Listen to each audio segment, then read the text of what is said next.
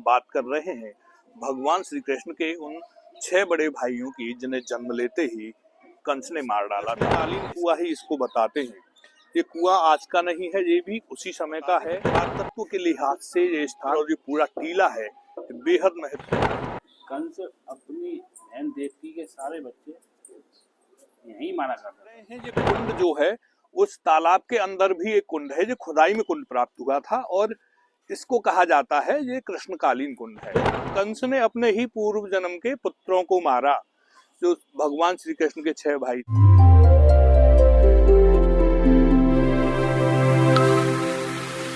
राधे राधे, मैं हूँ वेद और आप देख रहे हैं सचमुच टीवी। सचमुच टीवी में हम आपको आज ऐसे स्थान पर लेकर आए हैं जो भगवान श्री कृष्ण से भी पुराना है। इस स्थान पर भगवान श्री कृष्ण की ही यादें नहीं जुड़ी हैं बल्कि उनके बड़े भाइयों की यादें भी जुड़ी हुई हैं। हम बात कर रहे हैं भगवान श्री कृष्ण के उन 6 बड़े भाइयों की जिन्हें जन्म लेते ही कंस ने मार डाला था। इसके साथ साथ यही वह स्थान है जहां भगवान श्री कृष्ण के उन 6 बड़े भाइयों को मारा गया था।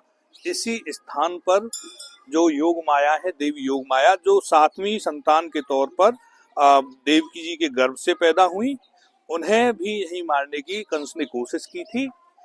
ये वही स्थान है। ये पूरा अगर हम आपको दिखाएं तो इसको इस समय कंकाली मंदिर कहते हैं, लेकिन उस समय ये कंस काली के नाम से जाना जाता था। इसकी पूरी कथा आपको हम सुनाएंगे और इस स्थान के भी दर्शन कराएंगे। फिलहाल हम आपको शुरुआत में दिखा देते हैं। ये कंकाली मंदिर पर एक कुआं भी है, ये कृष्णकालीन कुआं ही इसको बताते हैं। ये कुआं आज का नहीं है, ये भी उसी समय का है और यहीं पर कंस ने भगवान श्री कृष्ण के जो 6 बड़े भाई थे उनको यहाँ पटक पटक कर मार डाला था। ये इस कुएं से निकली कुछ प्रतिमाएं हैं जिनकी प्राचीनता की कहानी भी बिल्कुल अद्भुत है। ये प्रतिमाएं बहुत प्राचीन है। आज यहाँ पर शीतला माता के रूप में इनका पूजन होता है। और आपको एक बात और बता दें कि पुरातत्व के लिहाज से ये स्थान कंकाली देवी मंदिर और ये पूरा टीला है बेहद महत्वपूर्ण है। आप इनकी प्राचीनता का अनुमान इन मूर्तियों को देखकर ही लगा लीजिए। इसमें बताते हैं इस कुएं से और यहाँ पर जो टीले से हैं वहां से मूर्तियां निकली हैं और इस टीले की जो मूर्तियां हैं वो पूरे जो हमारा राजकीय संग्रहालय मथुरा का है, इसके साथ साथ देश भर के अन्य संग्रहालयों में रखी गई हैं। पुरातत्व के लिहाज से बेहद महत्वपूर्ण ये स्थल है और आगे हम इस पूरे वीडियो के आखिर में आपको बताएंगे कि जो देव की जो पुत्र थे जिन्हें सडगर्भ कहा जाता था, जो 6 पुत्र कौन थे और भगवान के बड़े भाई होने के बावजूद भी उन्हें कंस के हाथों जन्म लेते ही क्यों मरना पड़ा।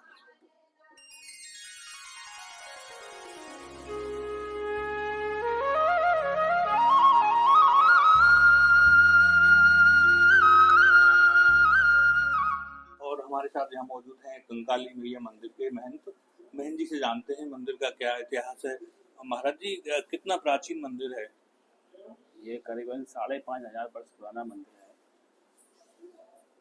और जो है कंस अपनी बहन देवकी के सारे बच्चे यहीं मारा करता था। तो लास्ट में जब भगवान का जन्म हुआ तो पिता वसुदेव जी के द्वारा भगवान कन्हैया जो है गोकुल चले गए और गोकुल से योग माया को ले आए, कन्या को ले आए, भगवान को छोड़ आए नंद बाबा के यहाँ। तो योग माया को लेके वापस जेल में आ गए और राजा कंस को पता चला कि बहन देवकी के गर्भ से गर्भ धारण हो चुका है। तो उसे तो लड़का हुआ या लड़की, उसे तो मारने से ही काम था। राजा कंस को भय था कि बहन देवकी के आत्मा गर्भ तेरा काल होगा, तो उस भय से जो है उसे तो मारने से ही बहता। तो लास्ट में जब कन्या को पता चला कंस बहन देवकी को के घर से गर्भ धारण हो गया है, तो कंस ने उस कन्या को भी यहीं लाकर ही पछाड़ा था, मारा था जी।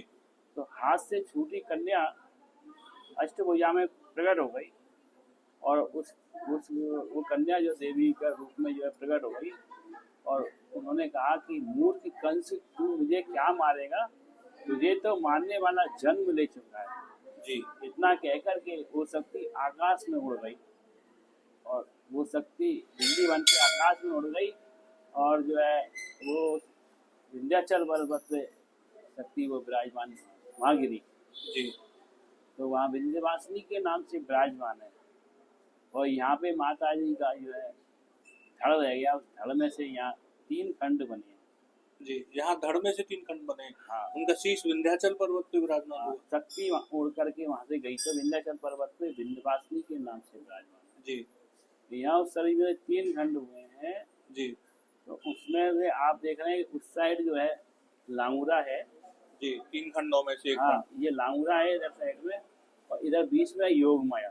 जी इधर में जो है इधर साइड में अष्टारूढ़ा देवी, अष्टारूढ़ा घोड़े पे बैठी सवार। जी। और ये नीचे इनका शेर है बैठी हुई। तो ये इस प्रकार से इनकी ये माता जी की कहानी है। तो महाराज ये जैसा कि आपने बताया कि कंस यहाँ पर लाकर जेल में कंस के कारागार में जन्म लिया सभी बच्चों ने। तो कृष्ण से पहले, भगवान से पहले जो 6 बच्चे मारे गए वो भी इसी टीले पे लाके मारे। हाँ जी, इसी टीले पे ही लाके मारे। ये भी बताया जाता है कि इस कंकाली टीले को पहले कंस काली कहते थे। हाँ, कंस यहाँ पर जो है बच्चों को मारता था। तो माता जी के जैसे ही उस योग माया को कंस ने लास्ट में पछाड़ा था तो प्रकट हो गई। जी। वो योग माया प्रकट हो गई और अष्टभुजा में प्रकट हो गई और कहा कि हे राजा, तुम मुझे क्या मारोगे, तुम्हें मारने वाला तो जन्म ले चुका है। इतना कह के बिजली बन के आकाश में उड़ गई। और वो बिजली शक्ति वहाँ विराजमान है। हाँ, इलाहाबाद के पास मिर्जापुर गांव, वहाँ विंध्याचल पर्वत पे विंध्यवासिनी के नाम से गाय। यहाँ पर जो है ये कंकाल रह गया, शरीर रह गया।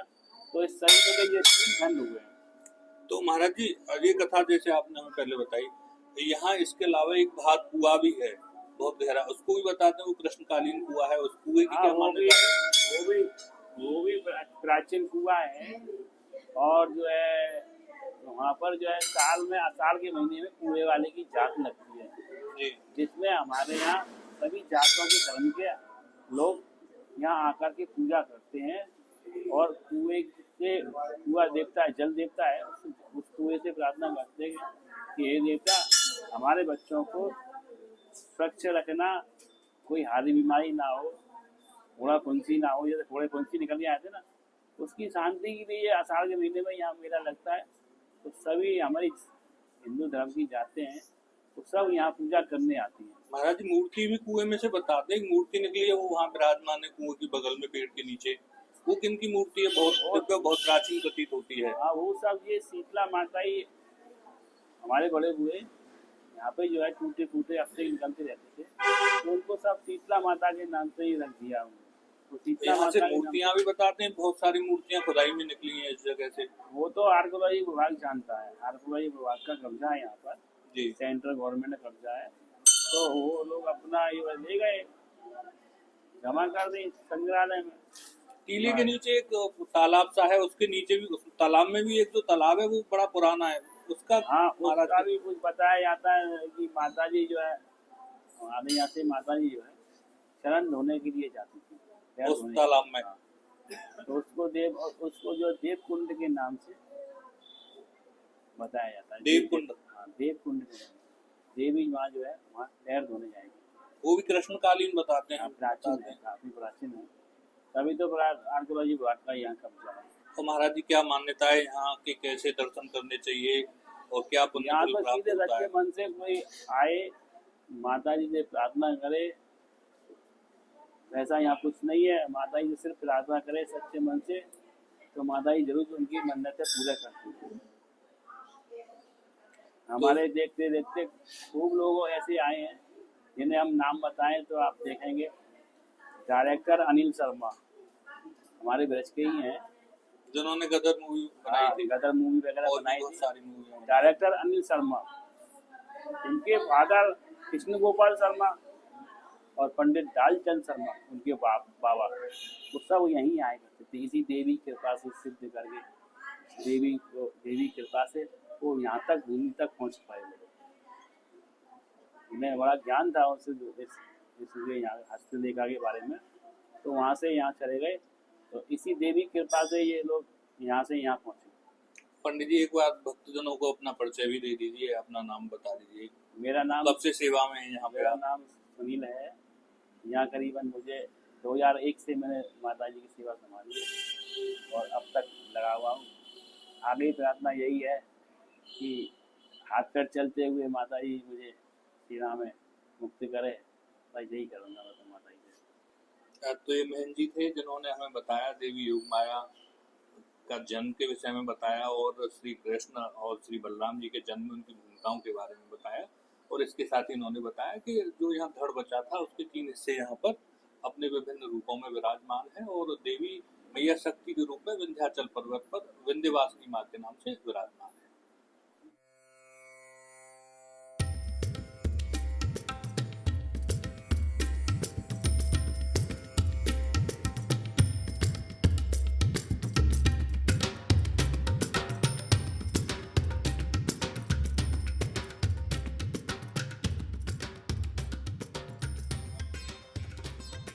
इस समय हम कंकाली टीले पर जो एक खुदाई के दौरान तालाब बन गया था उस तालाब के अंदर मौजूद हैं और ये देख रहे हैं ये कुंड जो है उस तालाब के अंदर भी एक कुंड है जो खुदाई में कुंड प्राप्त हुआ था और इसको कहा जाता है ये कृष्णकालीन कुंड है।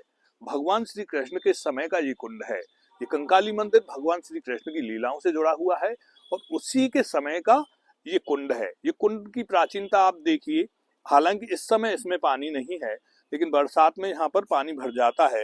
ये कुंड बेहद प्राचीन है, ये तस्वीरों में आप देख सकते हैं। और अगर आप देखेंगे कि यहाँ भगवान श्री कृष्ण की जो लीला है ब्रज के कण कण में रची हुई है और जो कंकाली मंदिर है जिसके बारे में हम आपने बताया कि यहाँ पर सटगर्भ जो भगवान श्री कृष्ण के 6 भाई थे उन सटगर्भों को इसी स्थान पर पटक पटक कर आतताई कंस ने मार डाला। अब सटगर्भों की कथा हम आपको सुना देते हैं। सटगर्भ दरअसल में प्रथम मनवंतर के हैं। इस ब्रह्मांड को 14 मनवंतरों में बांटा गया है और एक कल्प में 14 मनवंतर होते हैं। कल्प बता दें आपको ब्रह्मांड की उम्र नापने की इकाई है और जो 4.5 अरब वर्ष से भी 4.25 अरब वर्ष से भी अधिक होती है। तो एक कल्प में 14 मनवंतर होते हैं। इस समय अगर हम बात करें तो हम 7वें मनवंतर में इस समय चल रहे हैं। तो जो ये किस्सा है, जो सटगर्भों की कहानी है, वो पहले मनवंतर की है, बहुत समय पहले की। यानी कि ये ब्रह्मा के मानस पुत्र थे मरीचि, उनके पुत्र थे सटगर्भ, उनके 6 पुत्र थे जो अपने दादा यानी ब्रह्मा जी को बहुत प्रिय थे। ब्रह्मा जी उन्हें बहुत प्यार करते थे। तो हुआ क्या कि एक बार उन्होंने हास परिहास कर दिया ब्रह्मा जी के साथ। ब्रह्मा जी को बुरा लगा तो ब्रह्मा जी ने उन्हें शाप दे दिया। शाप के बाद में क्या हुआ, ब्रह्मा जी ने कहा कि आप लोग कालनेमी नाम के असुर के पुत्र हो जाओगे। सांप के असर से जो सटगर्भ थे वो कालनेमी के पुत्र के रूप में जन्म लिया उन्होंने। फिर उसके बाद उन्होंने अगला जन्म मिला हिरण्यकश्यपु के पुत्र के रूप में। फिर उन्हें थोड़ी सी स्मृति आई सटगर्भों को कि हम तो कभी ब्रह्मा जी के पौत्र हुआ करते थे, हम राक्षस योनि में कैसे आए। तो उन्होंने ब्रह्मा जी का तप किया। तप के बाद ब्रह्मा जी प्रसन्न हुए, लेकिन उन सटगर्भों ने, क्योंकि अभी भी वो राक्षस योनि में थे, उसका आचार खत्म नहीं हुआ था, तो उन सटगर्भों ने क्या कहा कि ब्रह्मा जी से मुक्ति मांगने की बजाय वरदान मांग लिया कि हमें देव गंधर्व असुर कोई पराजित ना कर सके, हमें हरा ना कर सके। हिरण्यकश्यपु के पुत्र के रूप में जब उन्होंने ब्रह्मा जी का वरदान प्राप्त किया, और ये बात हिरण्यकश्यपु को पता लगी, क्योंकि हिरण्यकश्यपु देवताओं को अपना दुश्मन समझता था। अब की बार उन्हें हिरण्यकश्यपु ने सटगर्भों को श्राप दे दिया, उन्हें पाताल में निर्वासित कर दिया और कहा कि तुमने देवताओं की पूजा की है, देवता मेरे शत्रु हैं, उनकी पूजा करके उन्हें प्रसन्न किया है। मैं तुम्हें ये शाप देता हूं कि तुम सटगर्भ हजारों वर्षों तक पाताल लोक में निर्वासित हो जाओ, वहां पर सोए पड़े रहोगे। तो हजारों वर्षों तक वहां पर वो निर्वासित पड़े रहे। इसके बाद में जब कालनेमी ने कंस के रूप में जन्म लिया, तो कालनेमी ने कंस के रूप में जन्म लिया, तो वहां पर सटगर्भों की जन्म हुआ वसुदेव देवकी के गर्भ से। उसके बाद कंस ने उनको मारा, यानी कंस जब कालनेमी था तो उसके पुत्र थे वो सटगर्भ। तो कंस ने अपने ही पूर्व जन्म के पुत्रों को मारा जो भगवान श्री कृष्ण के 6 भाई थे, तब उनको मुक्ति मिली। जिस सटगर्भ की कहानी थी, ये पूरी कथा कंकाली मंदिर की, जिससे पहले कंस काली कहा जा सकता था, यहाँ पर पूर्ण हुई है।